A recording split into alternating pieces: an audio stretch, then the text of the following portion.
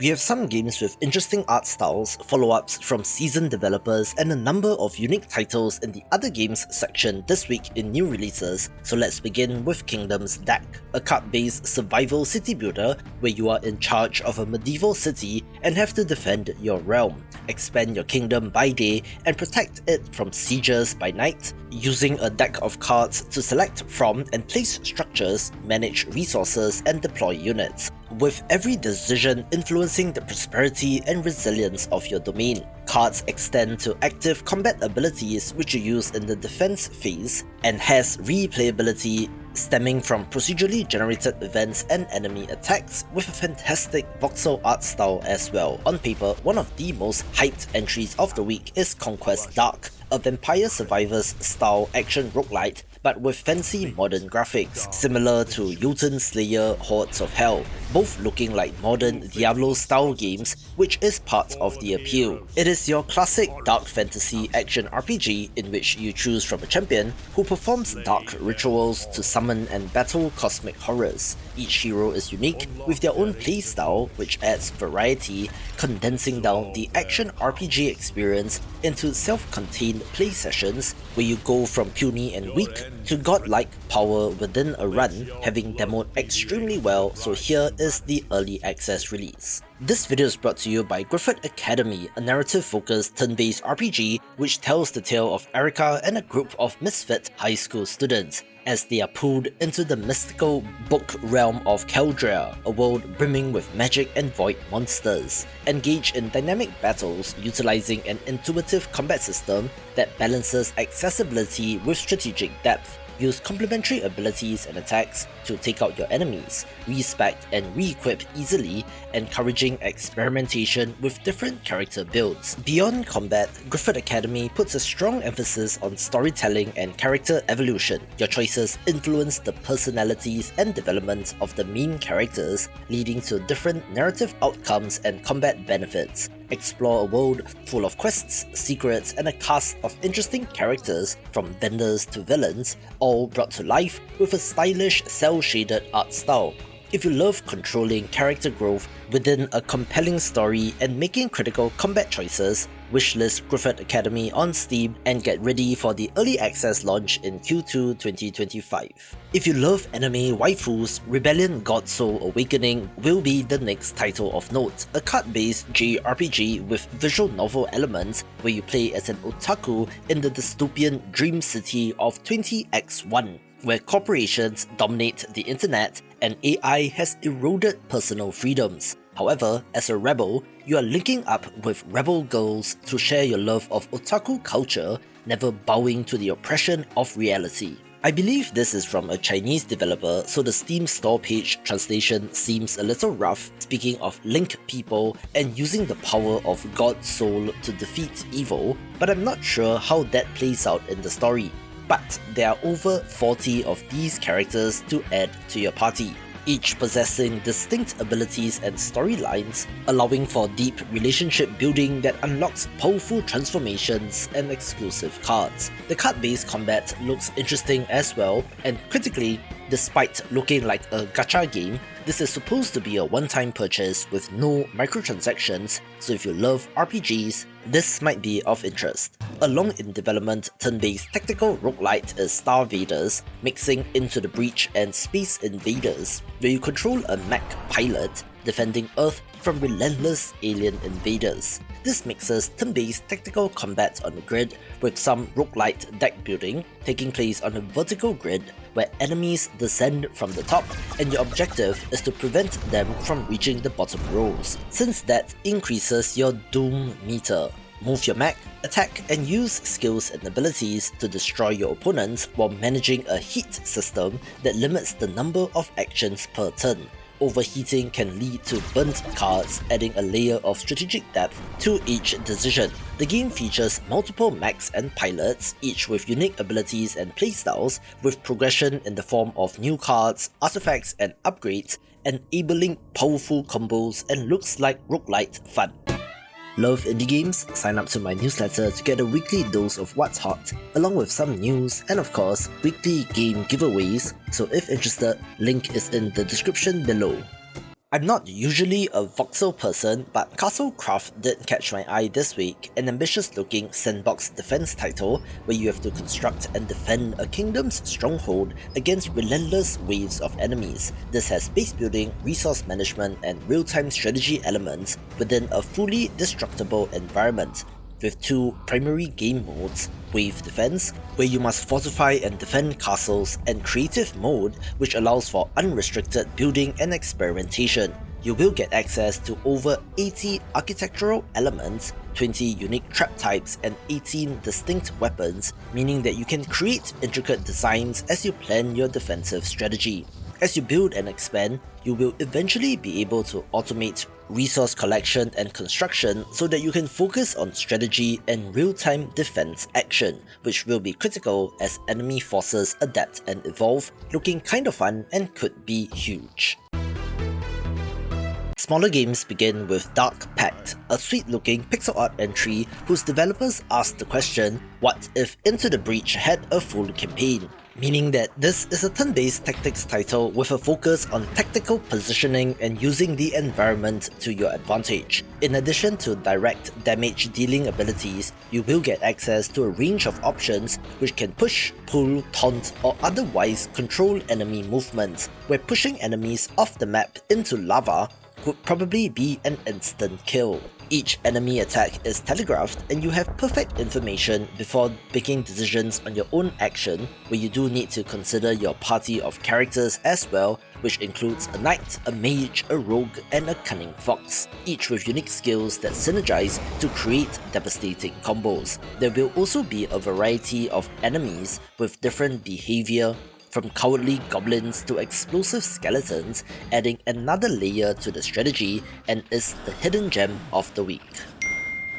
Here's an interesting looking title in Despelote, a first-person slice-of-life semi-autobiographical adventure game in which you play as an 8-year-old boy exploring the streets and parks of Quito, Ecuador in 2001. A pivotal year where the nation stood on the brink of qualifying for its first ever World Cup. It looks to capture the essence of childhood and the profound impact of soccer on a community. As you dribble, pass and shoot your soccer ball around town, you will encounter characters which you can have genuine interactions with, as well as a good dose of childhood mystery and how the beautiful game captures the hearts and minds of people. And while personally soccer is not my thing, I do understand the appeal and this looks very unique. My runner-up for Hidden Gem of the Week is Eydigard, a fantastic looking third-person action-adventure RPG set in the plague-ravaged fjords of 16th century northern Norway and draws upon Norwegian and Sami folklore.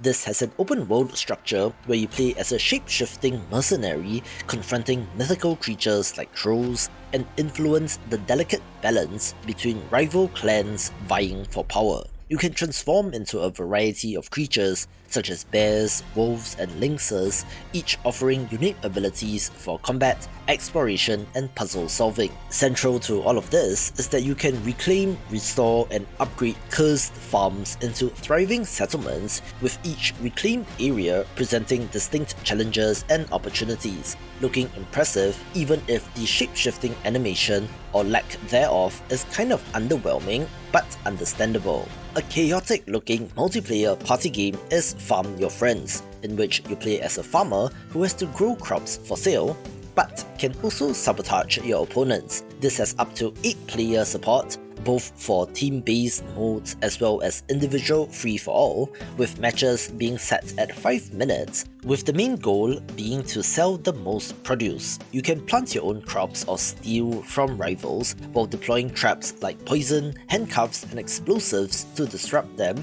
in addition to scarecrows and electric fences to help protect your own farm from intruders. Random events like shark attacks, zombie invasions and treasure hunts adds unpredictability to each match, so you might want to get this for your next multiplayer session with friends. I came across FREERIDE a while back and thought that it had an interesting art style, but at the time had the subtitle The Personality Test, where your actions in the game would eventually give you some sort of test result, so I thought it was kind of a weird release, but in the months since then, they got picked up by publisher and PR agency Future Friends Games, and has removed the personality test part in the title, although that is still in the game, and now has framed themselves as an oddball RPG and has a bunch of hype behind it. You play as a passenger aboard the Fate train, embarking on a surreal journey to the spirit world and encounter a quirky cast of characters along the way.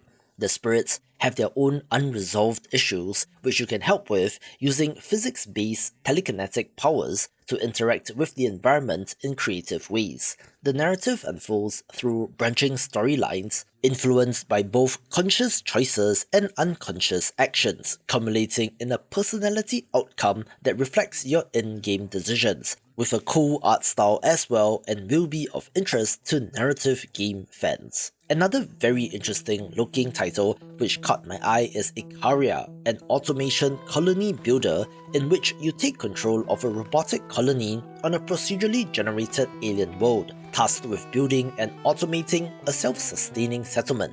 In contrast with the other factory builders, this leans more on the programming and automation aspects, allowing players to design factories, manage logistics, terraform landscapes, and explore diverse biomes using a visual scripting system. You can program robots to perform tasks such as resource gathering, crafting, and transportation, enabling efficient colony expansion. It has a voxel-based environment with terrain which you can influence, where more and more of the map is revealed as you play, with advanced technologies to unlock, although at least based on the Steam page and trailer, I do not see any instance of hostile aliens to battle, looking to be a pure automation-based builder in that sense, but to what end I wonder. We also have the release of K2 Digital Edition, a digital video game adaptation of a well-regarded physical board game in which you take on the role of an expedition leader guiding climbers to conquer some of the world's most formidable peaks. This is an official licensed adaptation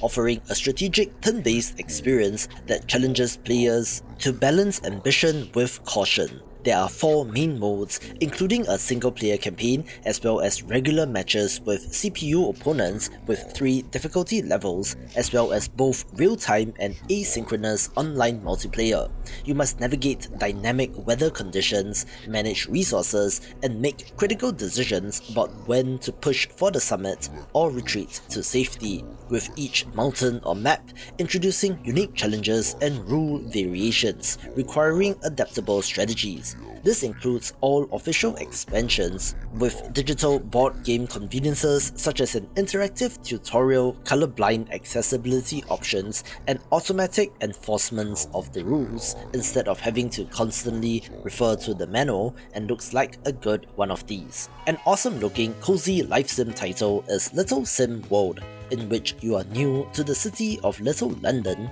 settling into a new life in this vibrant hand-drawn world. Customization is the name of the game, where you can choose your lifestyle, build your dream home, make friends or frenemies with quirky neighbors, and live life your way. You can personalize your character's appearance, traits, and routines while exploring a seamless open world filled with diverse activities and charming locales. From decorating your home with a vast array of furniture and color options, to engaging in hobbies like fishing, painting, and cooking, plus a cast of unique NPCs with romance options, this looks like a good life sim experience, even if the characters do look kind of Roblox freaky. We also have the release of Maze Mice, the next game from the developer of Luck Be a Landlord, and they are looking to experiment with a new subgenre of the roguelite, where time only moves when you do. You play as a nimble mouse navigating a perilous attic maze teeming with feline predators, collecting dots to level up Pac-Man style, but also utilizing upgrades, power-ups, and special abilities along the way. These include regular projectiles and lasers to fire on enemies, leaving a trail of fire after you move, and more, and is something fresh in this genre. Developer 5min Lab Corp is best known for the one-hit kill twin-stick shooter Kill the Crows, and they are back with Private Military Manager Tactical Auto Battler, where you are the CEO of a PMC operating in the fictional, politically unstable South American nature of Cordivia during the 1990s. You only have indirect control in this game, where you are recruiting and training mercenaries, managing their schedules and equipping them with appropriate gear, then throwing them into the mission to see what happens. Combat unfolds through realistic simulations where your tactical planning and management decisions directly impact outcomes and looks strategically interesting, but do note that this will be an early access release with about 40% of the full story, 5 hours of story mode and 15 hours or so in the free play mode in this initial release, but it looks like it has potential. Sirocco is an interesting release since it draws upon a Warcraft 3 mod named Battleships and is a 5v5 naval combat MOBA that does look like Dota or something, but with ships. This is down to the fast-paced combat and tactical use of complementary abilities with your team, but is supposed to have no fixed rules and hard counters, allowing you to flex your creativity when it comes to strategy. There is an auto-fire mechanic and de-emphasizes last-hitting creeps, with every ability in the game being a skill shot which you need to aim, so they are attempting something different in the MOBA space. This will be free to play with, I presume, cosmetic microtransactions, but I don't know, it seems like MOBA players have calcified in their preferences and there isn't any real way to break into the duopoly that is League/Dota, so kudos to this team for trying, and here's wishing them all the best. Skin Deep has plenty of potential as well, since this is a first-person immersive sim FPS that seems to have some death loop vibes, but I don't believe there's any time loop element here, where you instead play as a cryo-frozen operative awakened to deal with space pirates aboard hijacked cargo starships. You are in a disadvantaged position from the get-go, outnumbered and outgunned by your enemies, so you need to think creatively to maximize your chances of success. This blends stealth, improvisation and dark humor in this non-linear first-person sandbox environment in which you are using non-traditional items to deal with a variety of situations. And while traditional firearms are rare, you might have to get into shootouts if the situation calls for it. With the sandbox nature, emergent storytelling and sheer number of ridiculous options presented to you being the key features. Roguelite deck builder fans, Skogdal should be of interest, another entry in this genre with a cool art style, but more interestingly, is set in a surreal Norwegian town during the 1990s, where the townsfolk have inexplicably gone mad. This draws upon the childhood experiences of the developers, having turn-based deck-building combat in addition to the point-and-click style exploration of the world as you attempt to figure out what is going on, uncovering a Carpenter-esque mystery across multiple runs. Storytelling in roguelites have taken on a new life in a post-Hades world, so I'm eager to find out how it is done here, having over 300 unique cards and a diverse cast of recruitable followers including bodybuilders, priests and pyromaniacs, looking like quite the unique title. Another curious entry for the week is Stickman Strikes Conquer Fantasy World, where you have been transformed into a Stickman due to a dragon's breath, embarking on a quest to reclaim your original form and restore order to a chaotic realm. The contrast between the Stickman character and the otherwise regular medieval fantasy characters is interesting, with this single-player action-adventure RPG being inspired by Meteor Butterfly and the Blade, which is a mobile title, as well as Sekiro, but with streamlined controls, so not a Souls-like, I think, but where you are conquering castles, plundering territory, and leading a squad of units through a richly detailed fantasy world. In addition to the Dynasty Warriors style large-scale clashes, there are one-on-one fights as well, in addition to dungeon exploration, treasure hunting, trading, farming and crafting, and looks like it has potential, impressive considering that this is from a solo developer as well. Following the success of Among Us, developer Inner Sloth spun up a publishing arm named Alter Sloth,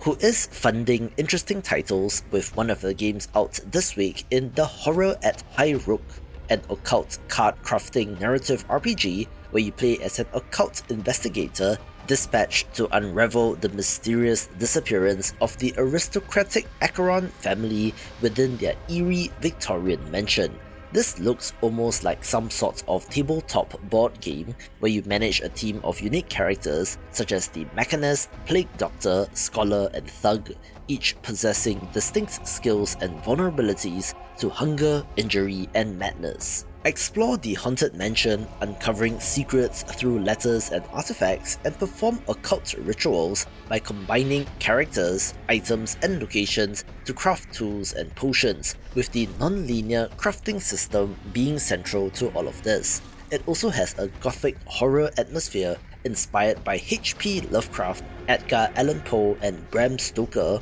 drawing from the classics and looks great. We have not one but two life sim titles this week, where we are looking at two Pixelia here. One that, of course, uses pixel art, where you are, again, a newcomer in the vibrant, open-ended city. You are free to explore and live how you like, choosing from a multitude of career paths, hobbies, as well as character customization options. This allows you to define your appearance, personality traits and lifestyle, ranging from musician, politician, chef, hacker, or even the president. The sky is truly the limit in terms of what you can do. Funnily enough, the trailer does show that in addition to the busy city life, you can also head to the rural countryside and start a farm or something, growing crops, raising animals and so on, allowing you to do both in the same game, which is interesting. There will also be interactive minigames for activities such as cooking, writing and so on, with of course a romance and dating system for you to find love, looking like a good one of these. A title with a very interesting look is WAGON, which does bear some visual resemblance to Return of the Obra Dinn, but is not by the same developer, and is a 1-bit card-based survival strategy game where you try to survive the winter on the Oregon Trail. This is set in 1845, where you are the wagon leader, with the mission being to keep your people safe and alive by making difficult decisions to endure the unforgiving frontier. You must manage critical resources such as food, warmth and shelter while contending with hunger, illness and the encroaching cold, with a unique card crafting system allowing you to collect and utilize cards to build shelter, hunt for food, and perform rituals to appease mysterious spirits offering aid, looking awesome and is so indie games. I don't have any particular nostalgia for this next title, but if you grew up with Flash games like me, perhaps you would have come across the Warfare games now being re-released on Steam as the Warfare Legacy Collection. There are two games here in Warfare 1917 and Warfare 1944, now enhanced with modern visuals and full screen support, with a new campaign named Battle of the Bulge, featuring missions set during World War II's final offensive, complete with snowy terrain and intense front-line action. Where Armour Games has also been working with Flash game developers to make PC versions of their classics after the death of Flash, so it's preservation with a little bit of nostalgia if anything. This one's for indie game developers. The free indie game marketing resources are ready, so sign up via the link in the description below to get it in your mailbox. I was quite surprised to see Badlands Crew show up on the list of new releases, since this is from the developer of Bomber Crew and Space Crew, the former being a very popular action strategy simulation title with an almost FTL style of real-time plane management, where of course in this new entry, it is set in some sort of post-apocalyptic wasteland instead. Play as a battle wagon commander leading a crew of survivors on your customizable vehicle as you confront hostile factions and rescue innocents. Similarly, this is a strategy action hybrid with real-time crew management, vehicle customization and tactical combat, where you can equip your battle wagon with various components and weapons such as flamethrowers, sniper turrets, medical stations and more, adapting to diverse threats like acid rain, sandworms, and rival warlords, with a dynamic campaign map which evolves based on your decisions as well. This next title kind of came out of nowhere, where the Steam page for Dead Zone Rogue was created in October 2024 and has more than 10,000 Steam followers as of recording, and is one of the top 200 most wishlisted games on Steam. So I am a bit suspicious to say the least, but we'll see when this roguelite first-person shooter releases in early access. You play as an amnesiac operative awakening aboard the derelict ISS-X, where you must battle through hordes of rogue machines in fast-paced combat. There will be over 30 modifiable weapons featuring elemental effects like fire, ice, lightning, but also radiation and void, with a variety of augments, perks, and permanent upgrades to offer you flexibility when you play. This includes the stealthy approach, range firepower assaults, or even close quarters combat, looking pretty sleek in that Destiny/Borderlands kind of way,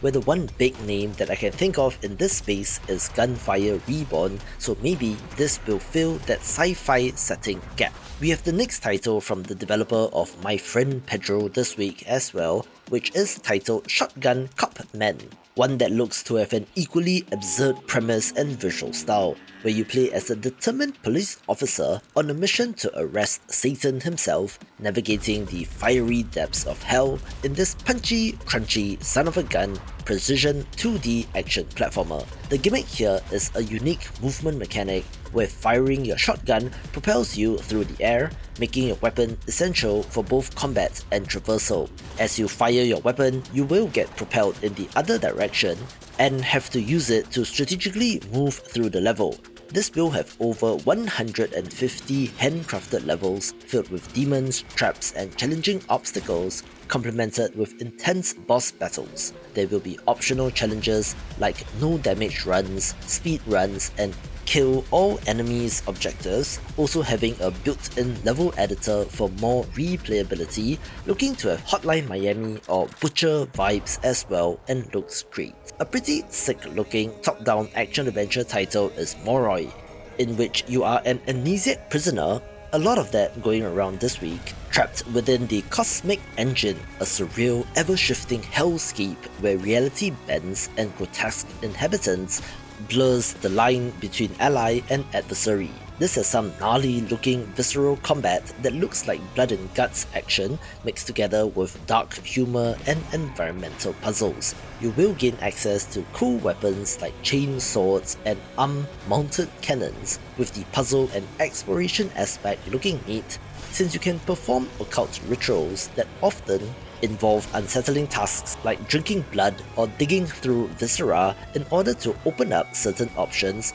and while not explicitly a roguelite, will have multiple endings that requires multiple playthroughs and has quite the amount of potential. Welcome to the dystopian future in Keyborg, where you play as a wrongly convicted criminal sentenced to 1,300 years on the galaxy's most brutal prison planet, where death offers no escape as inmates are endlessly revived to serve out the remainder of their sentence. Your only hope is to survive The Last Ticket, a deadly televised game show that has you fighting your way through the prison to get to the roof, where supposedly there is a shuttle there which is the only means of escape. This is a fast-paced third-person roguelite brawler that offers you a variety of combat options where everything from melee brawling, traditional firearms, and cybernetic augmentations are viable in the procedurally generated arenas teeming with mutants, machines, and rival convicts. You can customize your playstyle by installing implants,